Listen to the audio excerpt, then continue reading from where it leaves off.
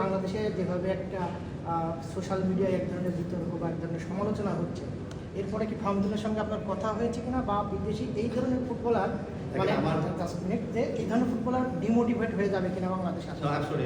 আমি সাউদি থাকা অবস্থায় প্রতিটি প্লেয়ারের সাথে কিন্তু একের বেশি কথা বলেছি পার্সোনালি, জাস্ট টু আন্ডারস্ট্যান্ড যে ওনাদের কী অবস্থা বা কী চিন্তা। তার ভিতরে যে প্লেয়ারের কথা আমরা বলছি ফাহমিদুল, সেও কিন্তু ছিল।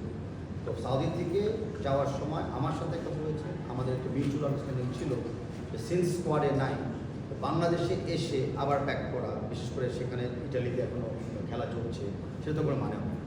সো বেটার আমরা শর্টকাট করি জিনিসটাকে। আর প্লাস বাংলাদেশে মাত্র একদিন ছিল, এমন না যে আমরা আরেকটু ইন্টারাক্টিভ কোনো কাজ করতে পারি। অ্যান্ড আমরা আগামী ম্যাচ উইচ ইজ জুন, সেদিকে আমরা এখন প্রস্তুতি নেব, অফকোর্স ইন্ডিয়া ম্যাচের পর থেকে।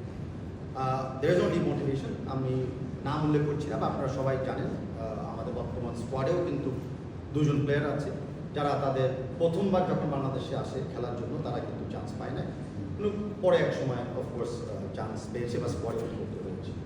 সেটার অনেক কারণ থাকতে পারে, সেটা রিজন থাকবে, আপনারা ভালো মতো জানেন, কিছু লজিক্যাল, কিছু ইলজিক্যাল, বাট খেলাটা তো এভাবেই হয়। But end of the day আমার লক্ষ্যমাত্রা হলো সবচেয়ে